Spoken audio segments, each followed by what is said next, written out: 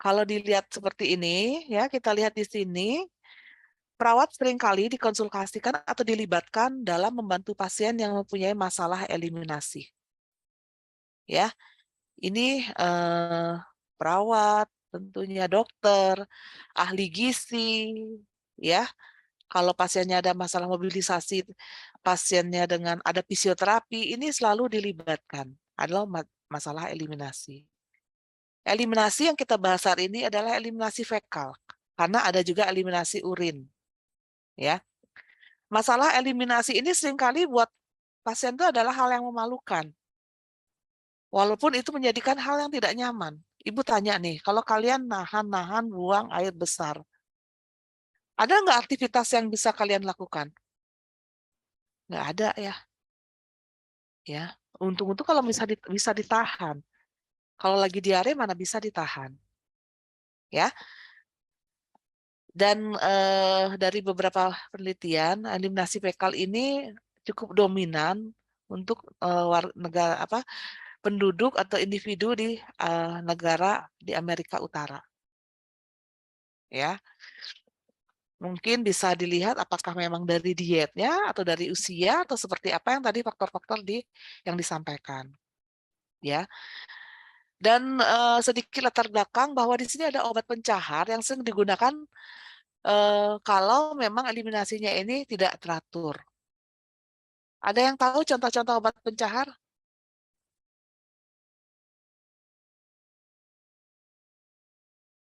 Apa? Dulkolak, laktolak, ya, yang ya.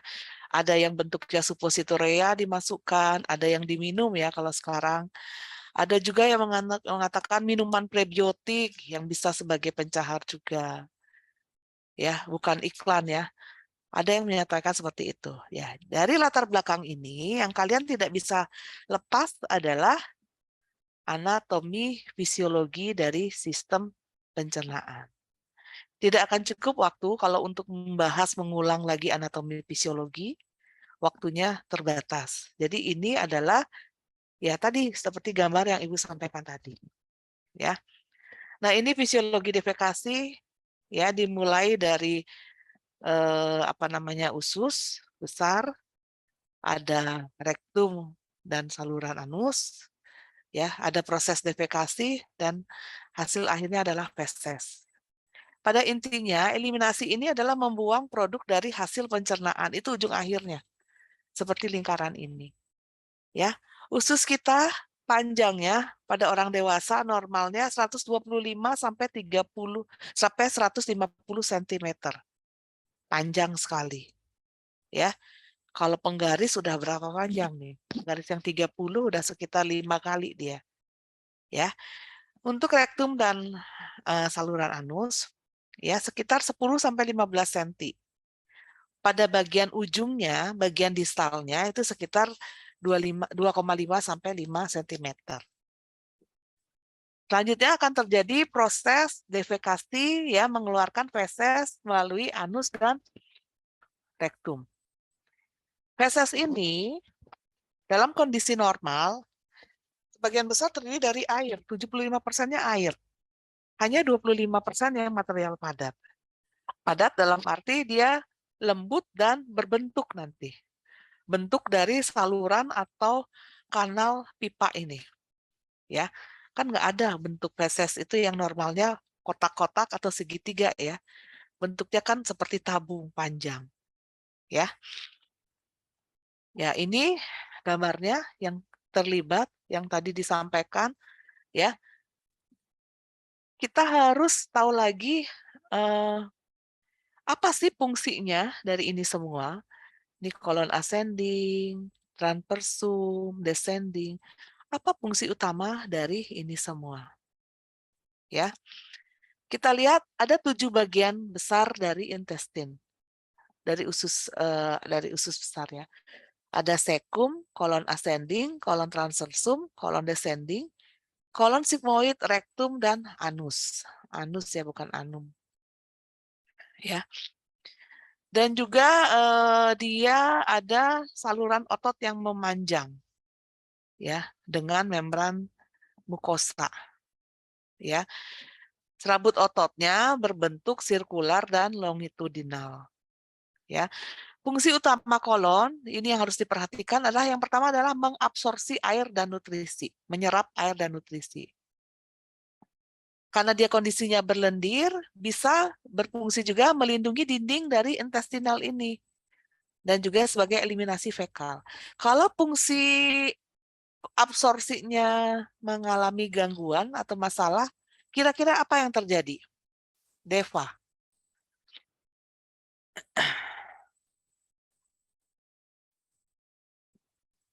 Kalau ada masalah nih di fungsi absorpsi air dan nutrisinya, apa yang terjadi?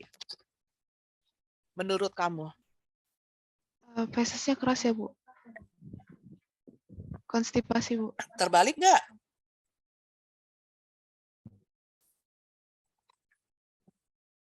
Kalau absorpsinya masalah, dia absorpsi sedikit, berarti kan yang lewat itu kandungan airnya lebih banyak kan? Ya, berarti fesesnya apa? Lembek ya, Bu, diare. Iya, lebih lembek dia. Ya. Jadi tadi di gambar ini, dari bagian yang proksimal, di ascending, cecum, ascending, transversum, ke descending, sampai selanjutnya, penyerapan air itu paling banyak di sini. Makin ke distalnya, makin sedikit. Jadi kalau ada masalah absorpsi air yang diserap sedikit, berarti kan banyak nih airnya sih, terjadilah tadi banyak airnya berarti diare yang menjadi masalah. Ya. Oke, isi kolon normalnya makanan yang diserap sebelum 4 hari, dia katanya. Di beberapa teori disebutkan seperti itu. Tapi pada umumnya sih yang sekitar 48 jam. Ya. Ada nggak yang mempunyai pola eliminasi setiap 2 hari di sini? Coba tunjuk tangan. Malu ya? Kan Ibu udah ngomong tadi di latar belakang. Kamu juga kan bukan pasien. Ya.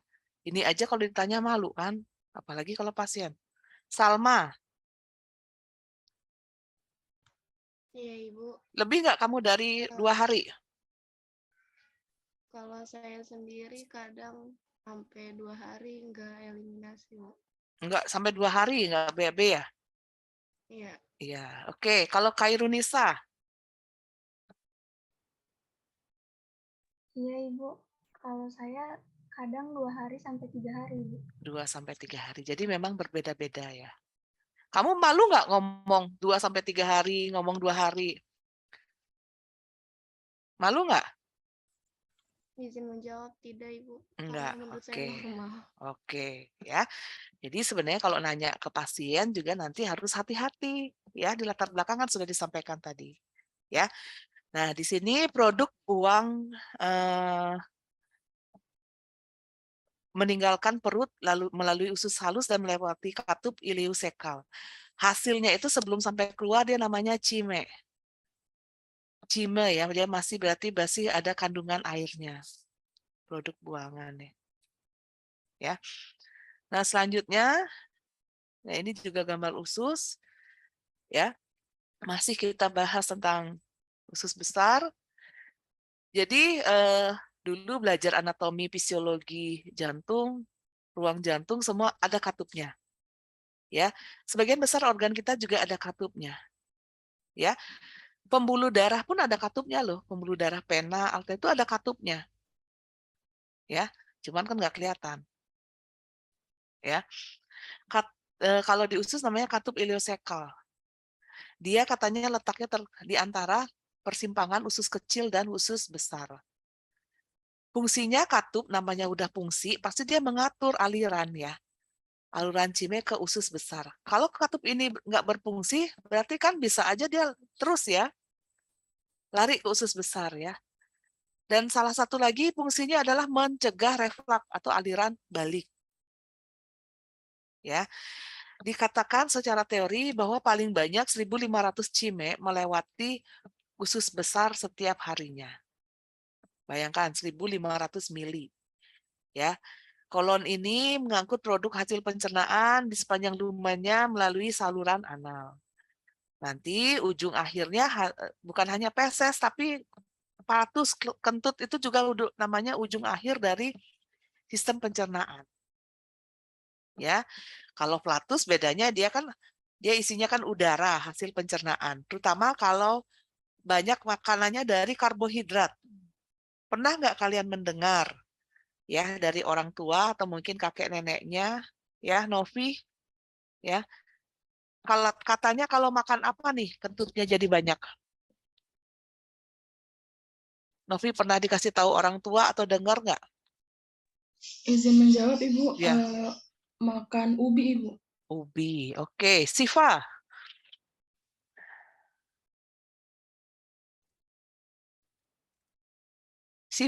Siva Kartika. Iya, Ibu. Ya, kamu pernah dengar nggak Pernah, Ibu. apa katanya? Sama ubi juga. Ubi juga, oke. Itu kandungannya karbohidrat ya. Jadi cocok ya sesuai dengan teori ya. Kalau yang banyak mengandung karbohidrat, jadi kentutnya juga atau flatusnya juga produknya akan lebih banyak. Ya.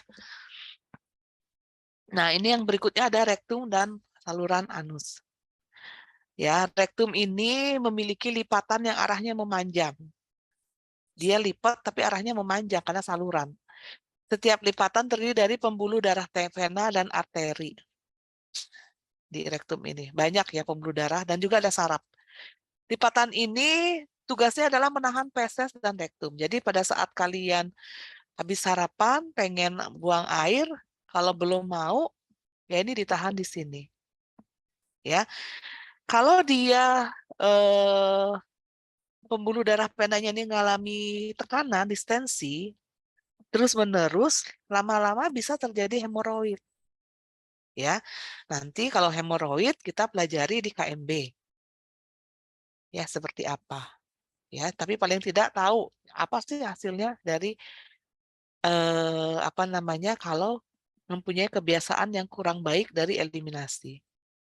Ya, saluran anus ini juga ada sphincter otot internal dan eksternal. Tadi sudah disampaikan oleh temannya yang pertama tadi. Ya, yang dikontrol oleh sistem automatik.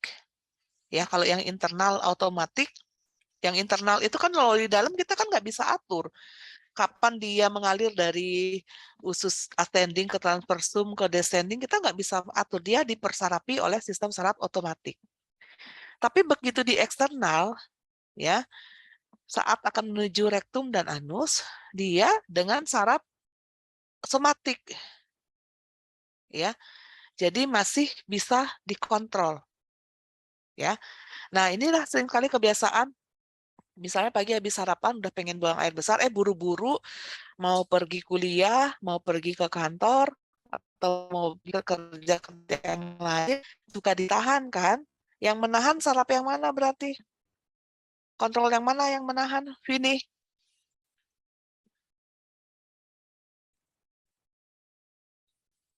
Itu masih kelihatan loh di depan. Saraf apa yang menahan, Vini? Vini bisa dengar suara ibu?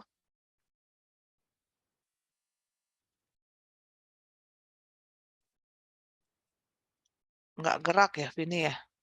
Nola? Saraf somatis, Ibu. Iya, saraf somatis. Ya. Kalian sering nggak merasakan ini? Atau pernah nggak merasakan? Mau buang air masih ditahan.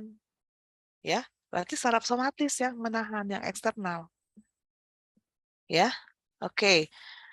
Tadi sedikit tentang fisiologinya. Ya, sekarang kita lihat beberapa faktor yang mempengaruhi defekasi seperti yang disampaikan oleh beberapa temannya tadi pada saat brainstorming.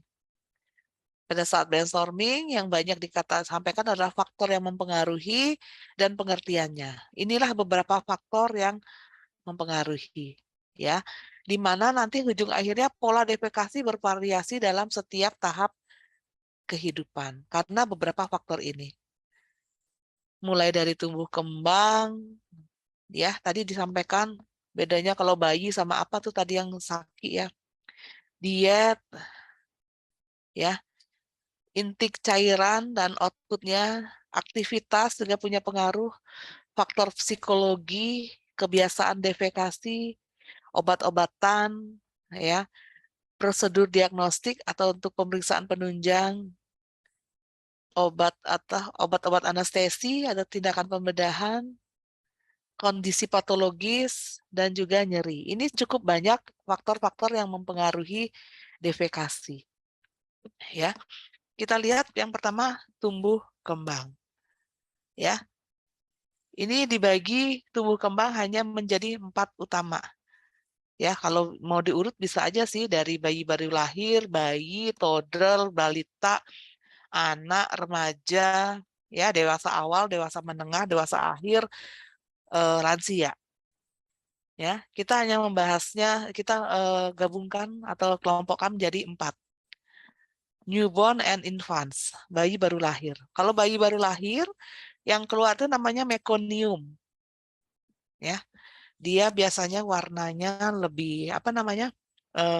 Konsistensinya lebih lembek, lengket, ya. Warnanya juga bisa kuning kehijauan, ya, mungkin pengaruhan dari ketuban. Nanti kalian akan belajar lebih dalam lagi pada saat belajar maternitas. Ini hal yang normal pada bayi baru lahir.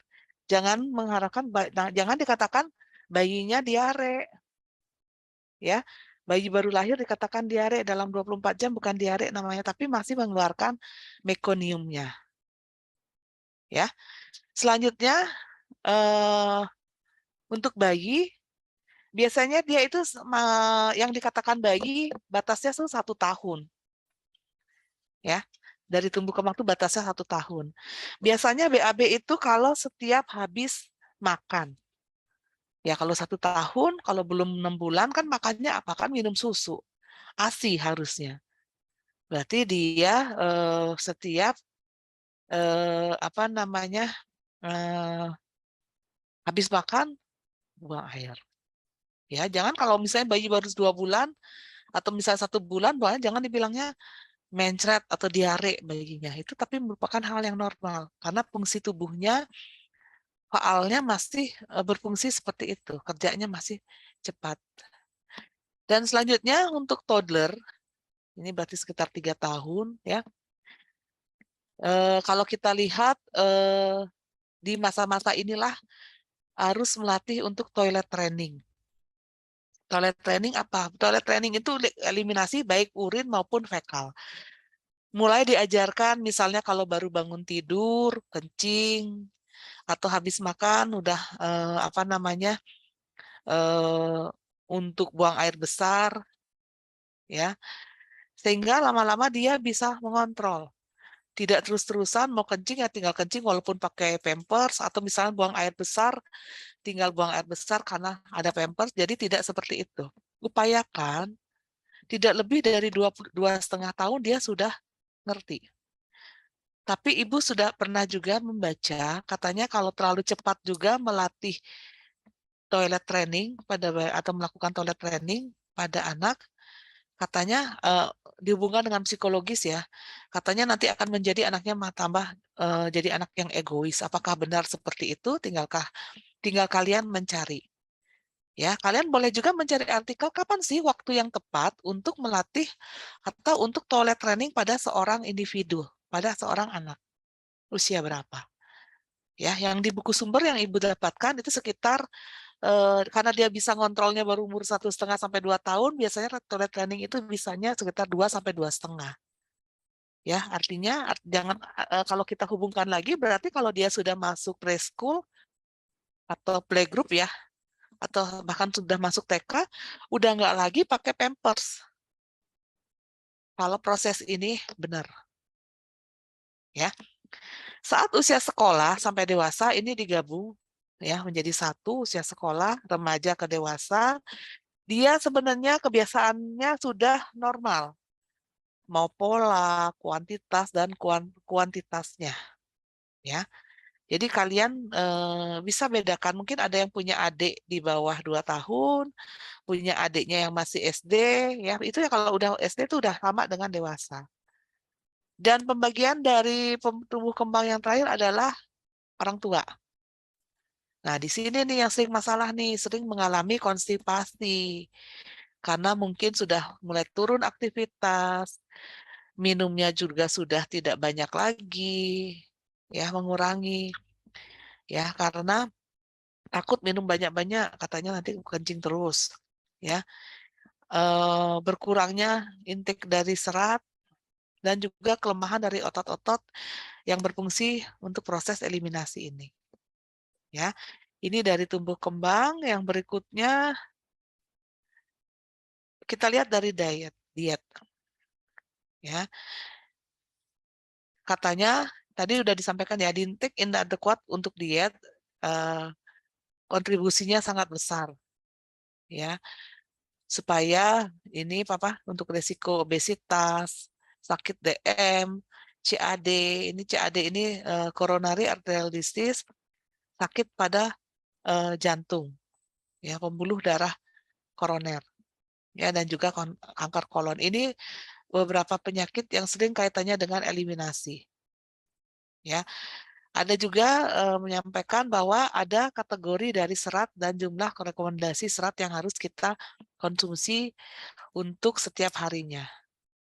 Katanya usia laki-laki sampai batas umur 50 perlu 38 gram, laki-laki di atas 51 butuhnya hanya 30 gram. Kalau wanita sampai umur 50 butuh 25 gram, kalau di atasnya 51 diperlukan hanya 21 gram. Itu untuk diet. Ya. Selain diet, perlu adanya pentingnya minum air dalam jumlah yang banyak, kecuali ada kontraindikasi. Kalau dia dibatasi, misalnya dia pasien gagal jantung, pasien gagal ginjal, itu kan cairannya dibatasi, kecuali ada kontraindikasi. Ya, katanya serap ini akan lebih baik ya kalau banyak minum karena dia diserap oleh air. Ya, katanya seperti itu. Ya, beberapa makanan yang katanya bisa atau diet yang bisa mempengaruhi DPKC antara lain makanan-makanan pedas atau makanan yang mengandung tinggi gula. Kenapa makanan pedas bisa mengganggu defekasi? Ada yang bisa menyampaikan?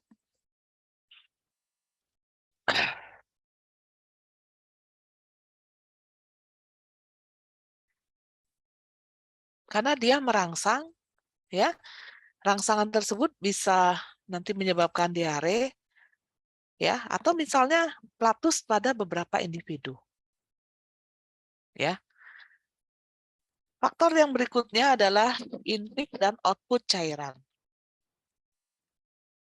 Kalau dia tidak sesuai, tidak adekuat, yang terpengaruh itu pasti di urin terutama dan adanya rasa mual kalau kurang minum.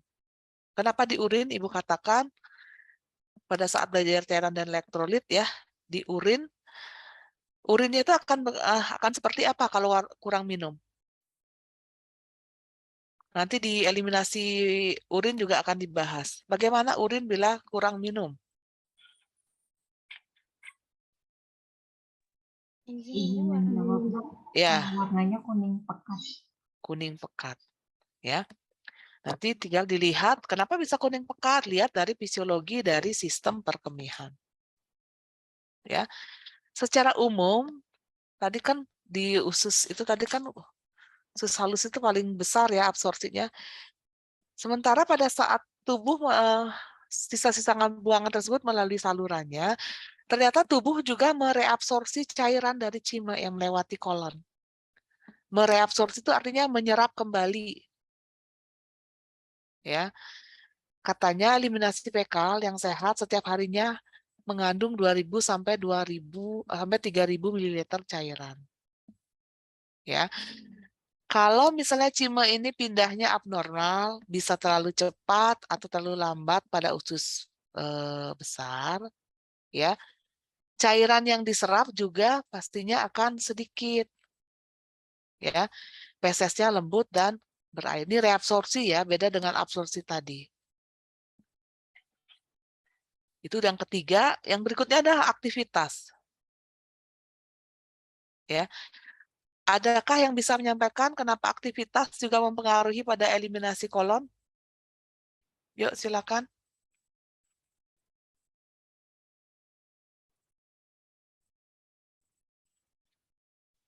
Ayo.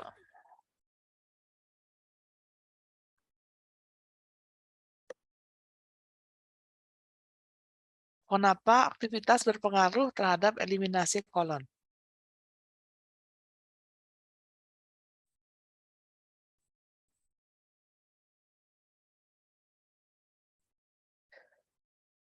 Herti Hayu?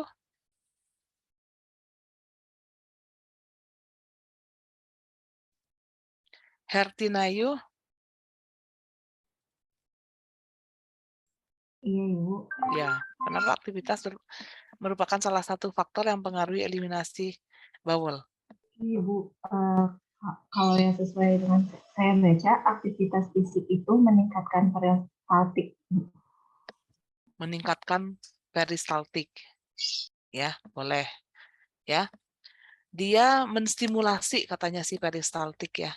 Kalau aktivitas, sehingga kalau pasien yang tiduran terus atau bed rest disarankan segera untuk mobilisasi.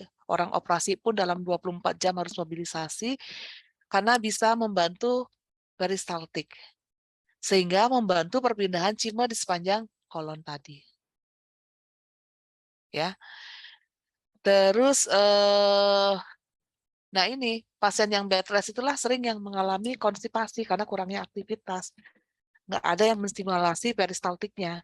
Yang namanya sebenarnya aktivitas di tempat tidur, miring kanan, miring kiri, melakukan aktivitas gerakan di tempat tidur pun bisa disebut dengan aktivitas. Ya, kalaupun misalnya dibantu itu paling daripada tiduran hanya bed rest terus, ya kecuali pasien ini memang ada kontraindikasi. Ya, makanya perlu adanya pengkajian. Tidak semua pasien harus disuruh mobilisasi. Orang pasiennya harus bed rest masa disuruh bangun. Gitu. Ya. Berikutnya faktor psikologi. Kalau lagi cemas, marah, atau mau ujian, berpengaruh nggak? Mungkin ada yang malah jadi konstipasi, nahan-nahan, atau malah ada yang jadi diare, ya nggak? Ya nggak? Pada saat kita marah atau cemas, ya saraf kita itu otomatis ya, dia itu nggak usah diperintah. Dia akan stimulasi vagal dari otak. Sehingga dengan stimulasi ini akan bisa mempengaruhi segala aspek. Selain hemodinamik, juga dengan eliminasi. Kalau eliminasi urin misalnya jadi kencing-kencing, eliminasi bawel apakah bisa jadi diare atau bahkan kebalikannya jadi konstipasi. Ya, jadi faktor psikologi juga punya peranan. Selanjutnya kebiasaan dari defekasi. Tadi sudah sempat Ibu sampaikan, apakah teratur? Ya, katanya orang normalnya setelah sarapan pagi. Jadi refleks dari gastrolik ini bisa menyebabkan gerakan pada peristaltik di usus besar. Ya. Kalau misalnya kita udah mau berangkat ke kantor nih atau mau berangkat kuliah nih, ntar aja kita nolak untuk defekasi, ya. Jadi cairan yang udah ada di cime yang akan jadi feses ini akan direabsorpsi kembali. Akan diserap kembali, jadi nanti fesesnya akan menjadi keras. Terjadilah konstipasi. Kebiasaan inilah kebiasaan yang salah. Nah, ini beberapa obat yang berpengaruh, ya, mempengaruhi eliminasi secara normal. Yang sering dikatakan adalah laksatif. Ya, laksatif tadi sudah disampaikan contohnya. Kalian coba bisa cari selain obat-obatan apa nih selain diet, ya, yang katanya benar nggak sih minuman prebiotik yang bagus, ya. Ya, pengaruhnya selain bisa laksatif ini supaya membantu yang konstipasi, juga dapat ada juga obat orang yang mengkonsumsi obat tertentu karena PSS-nya juga sama dengan resikonya. Contohnya aspirin pada pasien jantung koroner diberikan aspirin, dia punya resiko perdarahan, ya. Mungkin perdarahannya nggak keluar darah di kulit, nggak kelihatan. Tapi di dalam tubuh, ya, hasilnya misalnya buang airnya jadi warnanya merah kehitaman atau warnanya merah. Dia sih warnanya tidak akan merah keluar merah ya. Kalau di saluran pencernaan merahnya bukan merah terang dia. Kalau dari saluran napas baru warnanya merahnya terang. Itu bedanya. Ya, jadi obat-obatan. Selanjutnya beberapa prosedur. Untuk pemeriksaan ada masalah di usus, perlu dilakukan prosedur misalnya kolonoskopi atau sigmoidoskopi. Ini pasien dimasukkan alat dari anus ya untuk meneropong kolon ataupun misalnya kalau sigmoid ya. Dari teropongan ini tentunya akan mempengaruhi pola eliminasinya. Kalau akan melakukan prosedur ini, tentunya dia ususnya harus dibuat bersih dulu. Pasien dipuasakan, ususnya bersih, ya. Bersih ini bisa dilakukan dengan enema, dibelas. Ya. Bisa dimasukkan misalnya dari atas biar keluar bawah, atau memang dia dimasukkan obat laksatif supaya keluar, atau enema sekalian, supaya benar-benar bersih. Sehingga pemeriksaan yang dilakukan tidak terhalang oleh feses. Ya, kalau melakukan kolonoskopi, sigmoidoskopi, kalau ada PSSI ya kan nggak kelihatan hasilnya. Padahal yang mau dilihat kan dinding-dinding dari usus tersebut atau dari saluran pencernaan tersebut.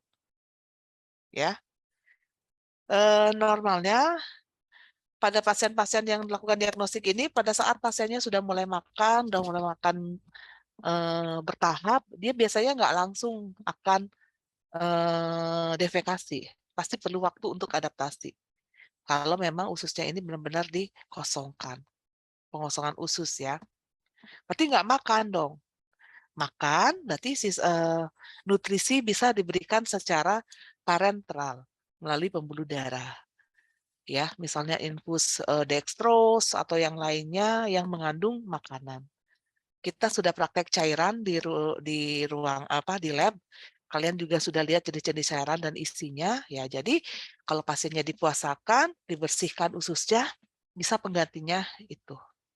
Ya, bukan tidak ada ganti sama sekali. Ya. Selanjutnya karena pemberian anestesi atau karena pembedahan. Katanya kalau anestesinya secara umum tergantung ya, dia bisa memblok sistem saraf. Tapi kalau anestesinya hanya spinal atau regional, ini akan lebih baik tidak terlalu mempengaruhi defekasi. Kata itu seperti itu informasinya. Ya. Jadi kalau pasien ini diberikan anestesi, habis operasi, kalau yang lewat operasinya saluran cerna pasti dia dipuasakan. Tapi kalau nggak lewat saluran cerna, dipuasakan dengan jumlah jam tertentu. Kenapa dia menggunakan, biasanya kalau yang saluran cerna, pasti nanti indikatornya pasiennya bisa flatus dulu, kentut dulu, baru boleh makan. Karena flatus ini sebagai salah satu indikator bahwa kerja ususnya sudah mulai berfungsi. Kalau puasa kan diam ususnya, nggak bekerja kan, ya. Jadi nanti kalau kalian punya stetoskop kan, kalian bisa hitung bisung ususnya. Atau misalnya kalau saat puasa coba dihitung dibandingkan dengan keadaan normal dan dihitung lagi kalau yang diare. Bunyi dan gerakannya seperti apa. Ya. Ya, kondisi-kondisi patologis ya kalau dia sakit mengalami patah atau cedera tulang belakang, cedera kepala, ini juga menstimulasi sensori itu juga akan turun untuk defekasi. Ya. Gangguan mobilisasi membatasi kemampuan pasien untuk berespon sehingga inilah pasien-pasien yang imobilisasi resikonya adalah konstipasi. Ya. Pasien-pasien dengan inkontinensia fekal atau bawel itu sama. Ya. Seringkali mengalami kelemahan pada fungsi sphincter anal, sphincter yang paling ujung tadi. Ya, kadang-kadang BAB-nya juga langsung keluar tanpa bisa ditahan, makanya seringkali pasien-pasien ini dipakaikan Pampers supaya langsung di situ. Ya kalau Pampers ada lagi resikonya. Terlalu lembab, terlalu basah, iritasi lagi.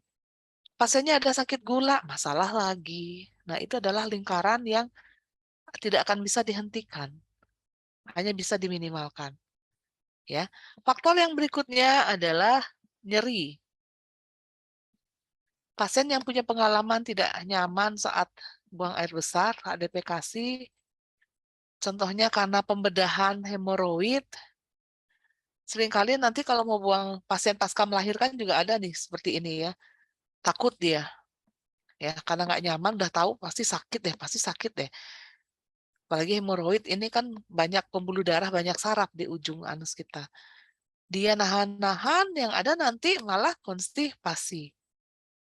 Ya, pasien yang diberikan dengan analgetiknya apalagi yang sampai narkotik juga sering mengalami konstipasi. Ya, padahal analgetik narkotik ini untuk mengurangi nyerinya, tapi malah punya masalah yang lain. Ya, jadi itu untuk fisiologi defekasi dan juga faktor yang mengaruhi. Dan yang berikutnya untuk poin yang ketiga, ada masalah eliminasi fekal. Ini 4 masalah utama. Konstipasi, diare, inkontinensia bowel, dan flatulence. Ada yang bisa menjelaskan dari keempat ini? Silakan. Konstipasi apa, diare apa, bowel inkontinensia apa, flatulence apa? Salma,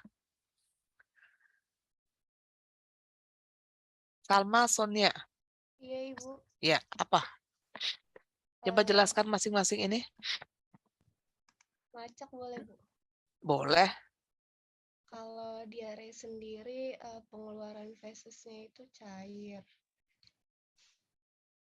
Terus? Kalau konstipasi itu penurunan frekuensi defekasi, terus fesesnya itu lama, sama keras sama kering gitu, Bu. Ya, terus apa lagi? 2 lagi saya kurang tahu, Bu, maaf. Ya?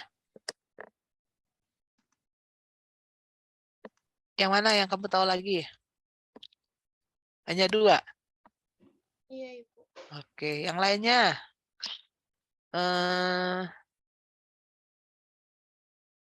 Raihana.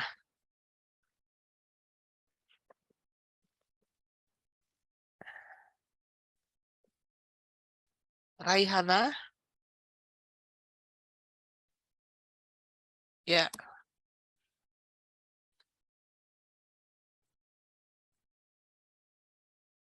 Suaranya nggak kedengaran? Apa ibu yang ini ya?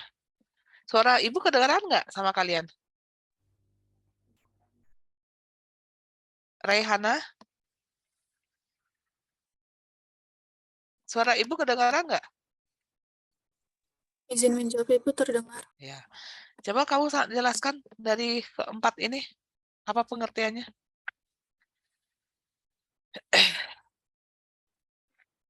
Ayo, waktunya tinggal sedikit lagi loh.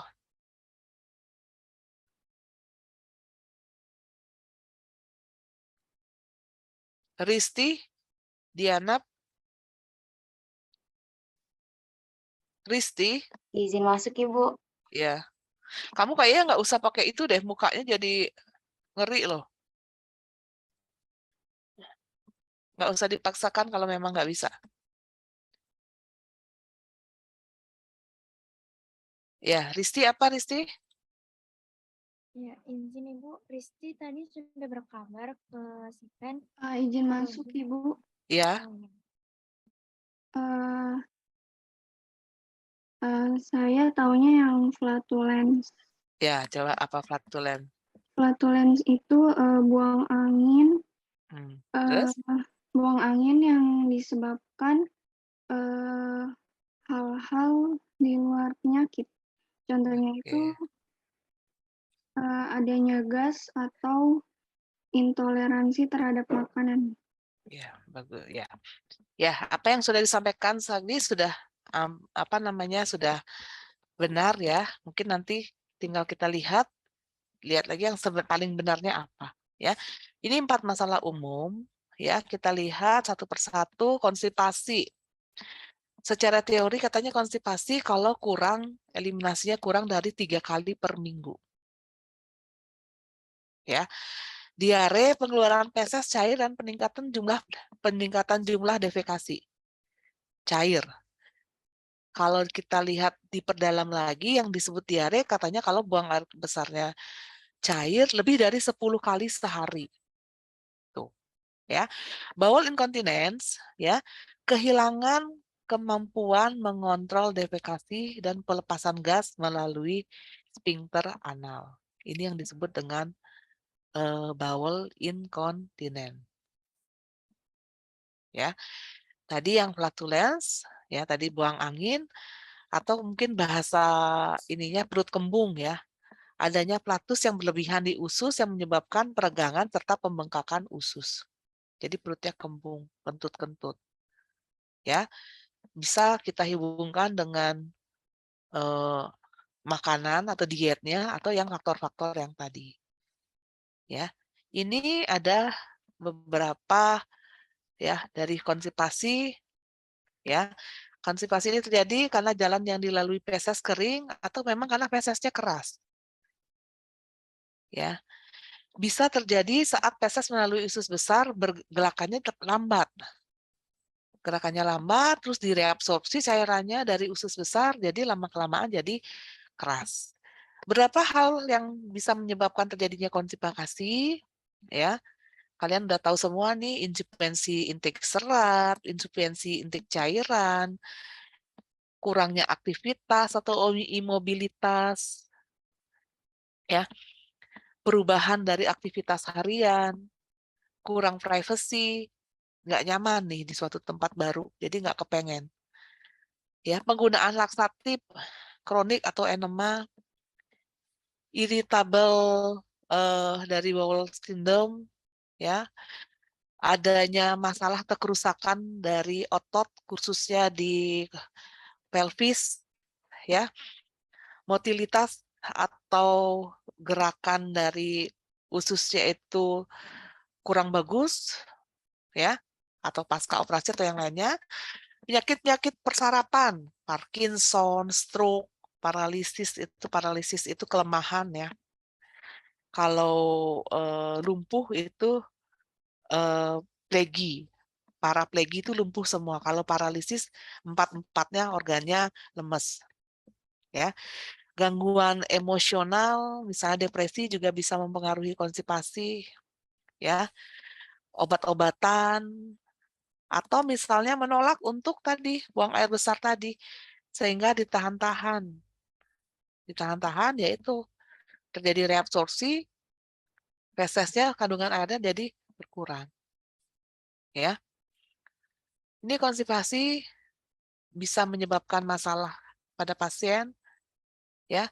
Kalau pada anak-anak kadang-kadang agak lebih gampang kita lihat, biasanya kan anak karena perubahan aktivitas, dietnya anak-anak ini seringkali susah mengkonsumsi sayuran atau buah ya, atau memang kebiasaan dari toilet atau trainingnya yang kurang baik.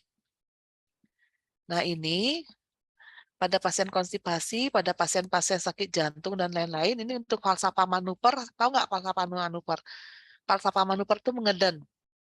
Kalau ngeden kan butuh oksigen banyak. Ini dilarang pada pasien-pasien penyakit jantung, cedera kepala, dan penyakit pernapasan.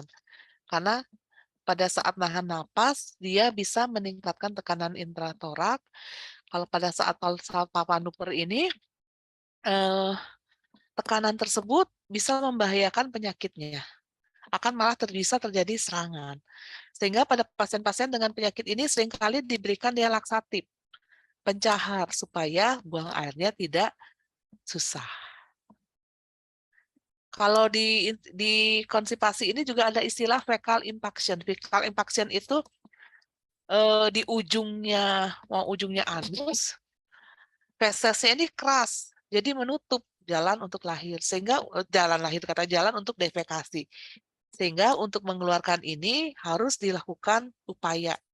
Misalnya diberikan diberikan obat pencahar yang dari luar, suppositoria, atau misalnya dilakukan diberikan enema. Ya, itu fecal induction. Berikutnya diare. Tadi ada masalah yang kedua, diare. Ada juga sumber yang mengatakan kalau buang air besarnya lebih dari 10 kali per hari, dia dikembalikan dari konstipasi. Ya. Selanjutnya bowel incontinence. Kalau bowel incontinence ini terjadi waktu yang spesifik, misalnya setelah makan atau terjadi irregular. Ada 2 tipe ya, katanya major dan parsial dan mayor. Ini dia kalau yang parsial, dia nggak mampu mengontor flatus. Ya, kalau yang mayor tidak mampu mengontrol konsistensi feses yang normal. Ya, itulah terjadi inkontinensia. Ya. Flatulence ini tadi kan udah Ibu sebutkan, angin ya, berkembung ya. Biasanya yang bisa menjadi penyebab atau etiologinya karena bakteri pada cimnya di usus besar, atau dia karena menelan udara serta gas yang berdifusi, belum makan, masuk angin. Nah, ini bisa juga ya. Menelan udara ya, menelan udara terlalu banyak, atau gas yang berpindah dari aliran darah dan usus. Ya. Banyak gas yang tertelan lalu mulut, dia menumpuk, terakumulasi di perut, terjadilah distensi dari gastrik. Ya. Nah, berikutnya ini nursing management ya. Yang Ibu sampaikan ini dari asesmen sampai evaluasi, yang tidak boleh dilupakan adalah dokumentasi tahapan asuhan keperawatan. Kalau kita lihat di sini, pada saat pengkajian ada beberapa poin penting. Ada nursing history, pemeriksaan fisik, inspeksi, ya,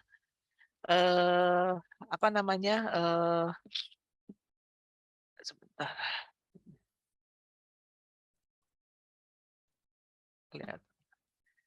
Dan juga bagian diagnosis studi, ya. Kita lihat apa sih yang harus dikaji dari nursing teori. Kita tanyakan pola normalnya seperti apa. Tadi kan ada mengatakan 2 hari, 3 hari, ya.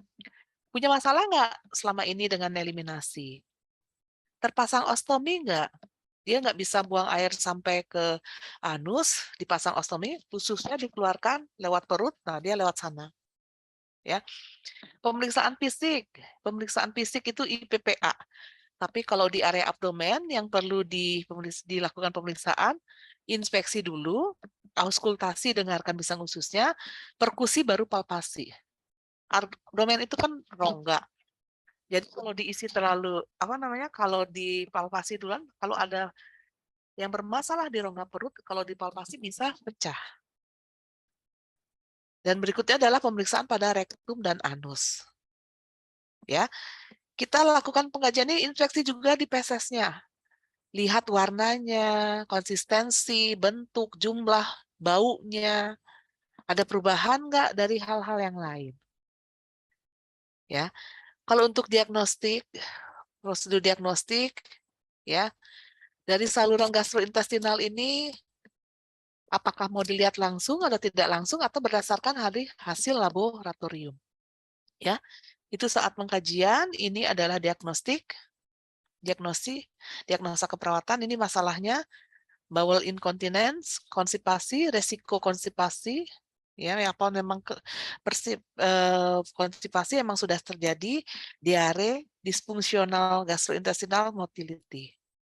Ya, ini beberapa diagnosis keperawatan, kalian bisa lihat dari buku SDKI, ya. Berikutnya ini adalah perencanaan. Ada hal utama pada saat perencanaan pada pasien inkontinensia bawel. Yang pertama, mempertahankan atau mengembalikan pada pola eliminasi yang normal. Normal dari individu tersebut. Mempertahankan konsistensi dari fesesnya.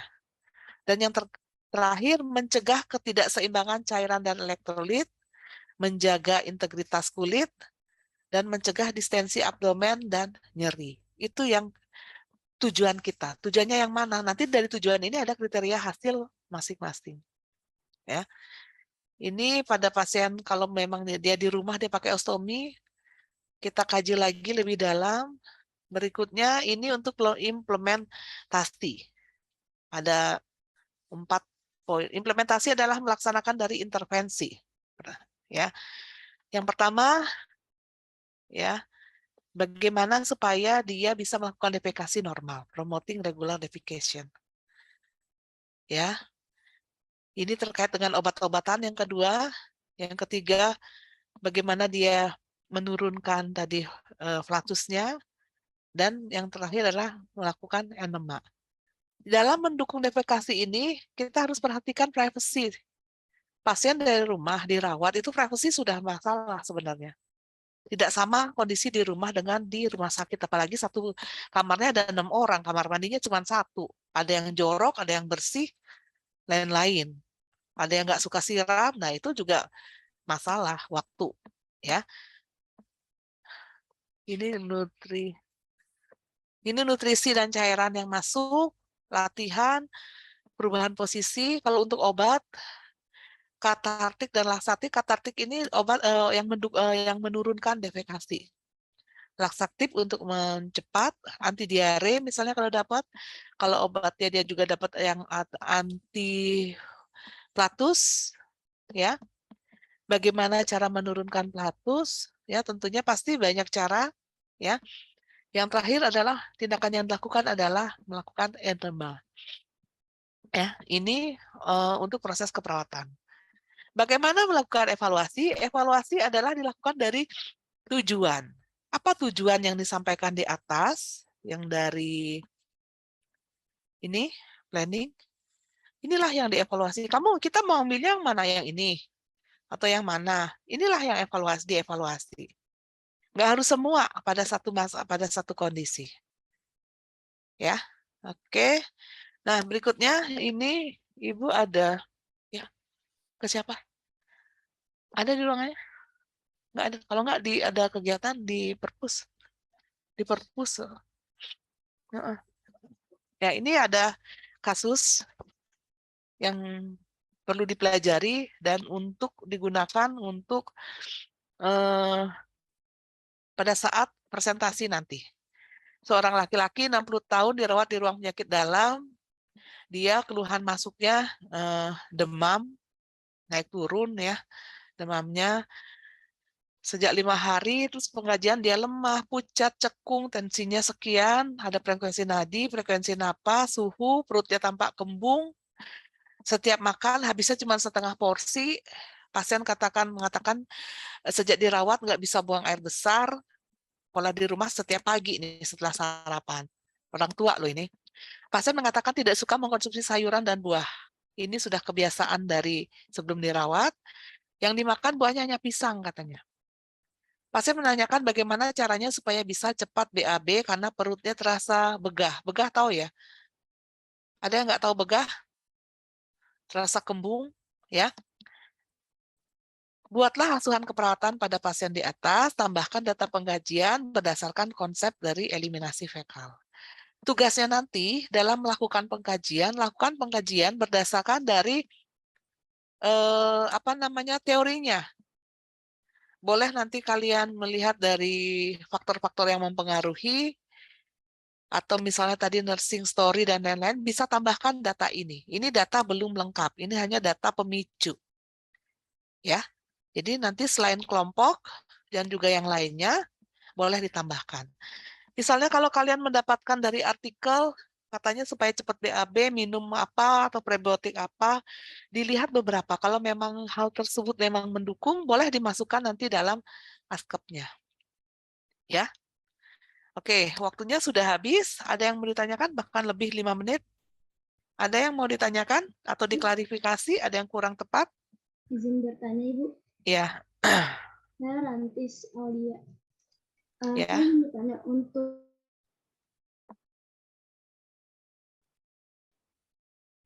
ya.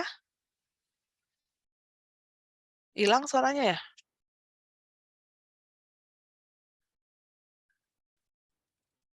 Kemana nih Ranti? Yang lain ada yang mau ditanyakan? maaf, apa suara saya terdengar? Ya, Ya Ibu, jadi kalau Ya. misalnya untuk bowel incontinence sama flatulence itu objektifnya apa ya Bu ya? Kalau misalnya objektif. Kalau tadi kan objektif. diare kan itu kan yang kata lebih dari 10 kali. Nah. Konstipasi justru dia jarang banget buang itunya. Kalau untuk bowel incontinence sama flatulence objektifnya Inkontinent ini lebih ke mengontrol. Kontrolnya yang sebentar nih ya. Nah, kalau bowel incontinent itu kehilangan kemampuan mengontrol defekasi. Sphincternya mungkin kalau rusak, jadi dia tidak bisa mengontrol.